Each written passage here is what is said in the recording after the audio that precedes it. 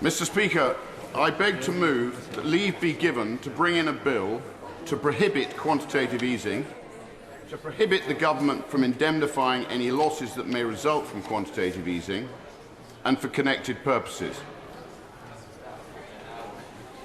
The purpose of this draft legislation is to ensure that the state is as economically accountable to the people as the people are to the state.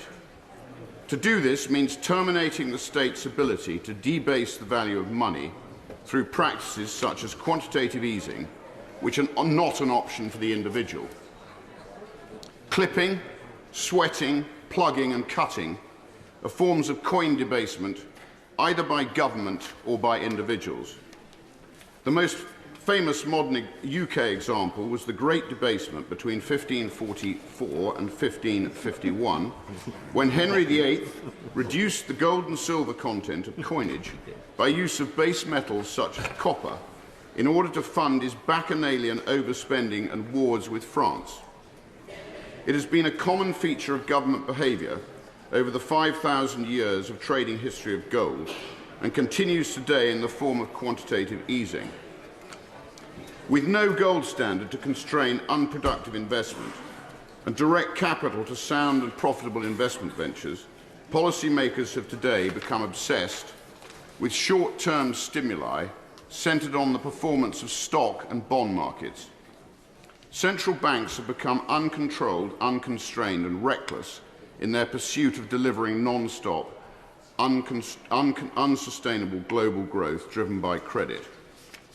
QE is what third world dictators used to indulge in shortly before their currencies descended into chaos, but has now become a mainstream tool to avoid the Darwinian reality of capitalism.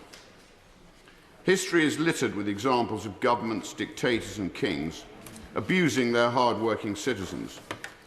The Roman coinage in their ascendant years was bolder, larger and widely accepted, but reduced in size, weight and content as her empire waned.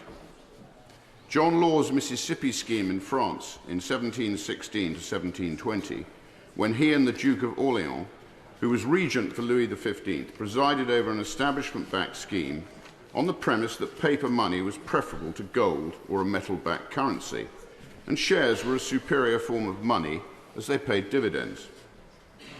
It was, in essence, the first national central bank.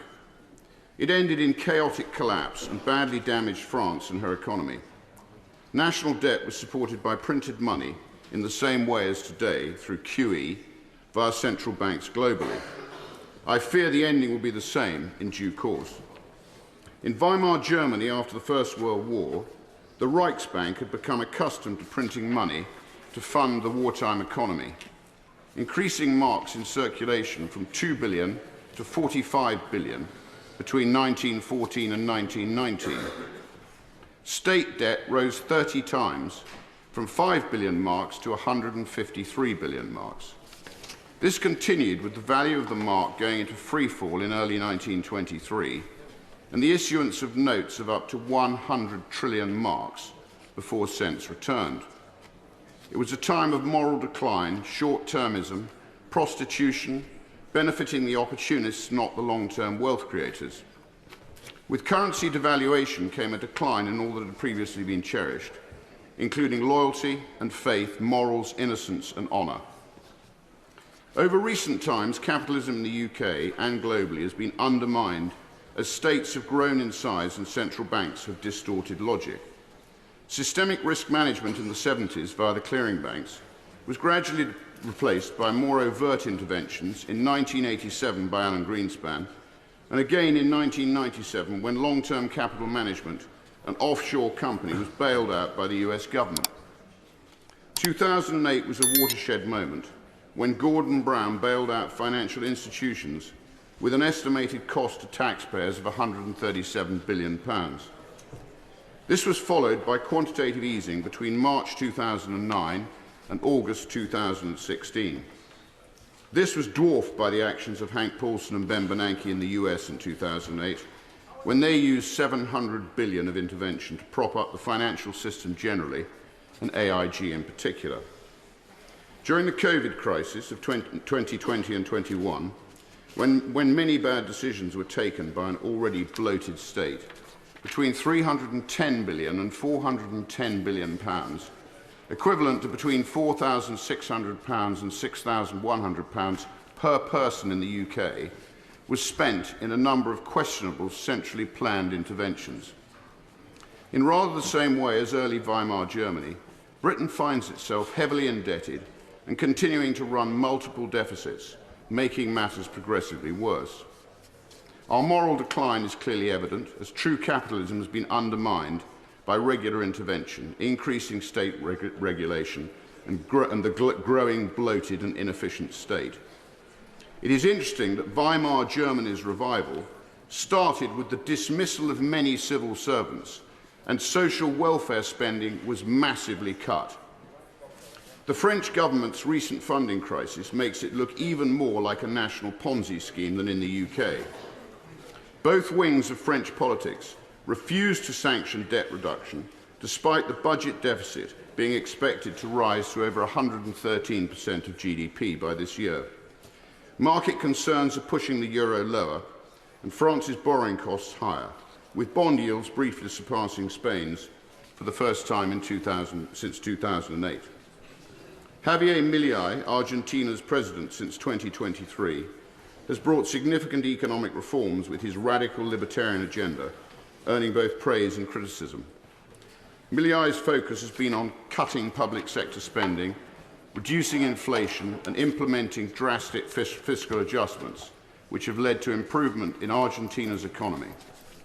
Inflation has fallen from nearly 300% to around 119%. Public sector jobs have been reduced by 35,000, and the country has achieved a primary surplus. Argentina's economy has also exited recession with a growth rate of 3.9%, and borrowing costs have dropped, signalling reduced debt default risks. Elon Musk has been appointed to lead Donald Trump's new Department of Government Efficiency, DOGE, which he will co-run with Trump ally and entrepreneur Vivek Ramaswamy. Musk said the department's creation would address government waste and inefficiency. Trump described DOGE as a transformative initiative, likening it to the Manhattan Project, aimed at slashing bureaucracy, cutting regulations and restructuring federal agencies.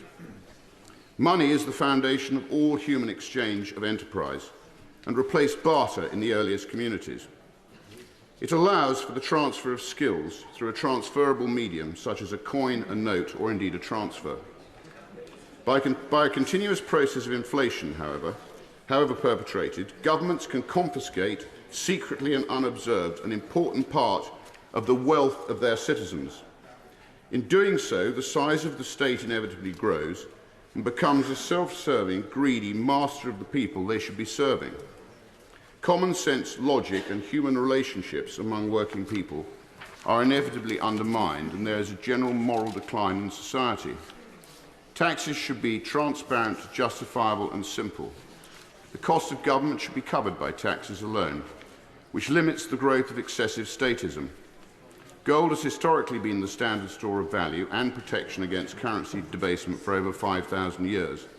It's interesting that profligate governments always denigrate gold holding, and holding it is often banned by governments in crisis who have deceived their electorate. The words of President Woodrow Wilson after he signed the Federal Reserve Act should serve as a warning to all of us. I am a most unhappy man. I have unwittingly ruined my country. A great industrial nation is controlled by its system of credit.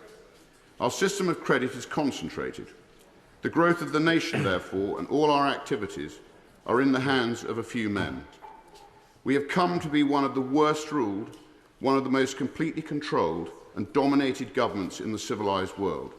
No longer a government by free option, no longer a government by conviction and a vote of the majority, but a government by the opinion and duress of a small group of dominant men. Friedrich von Hayek, an eminent Austrian school economist, said, "I do not think it's an exaggeration to say that history is largely a history of inflation. Usually inflation's engineered by governments for the gain of governments. Given the historical track record of states abusing their citizens by various forms of currency debasement, including QE, The default position should be to make it illegal unless this democratically elected House has an informed vote supporting debasement. This bill seeks to achieve this position, and I commend it to the House.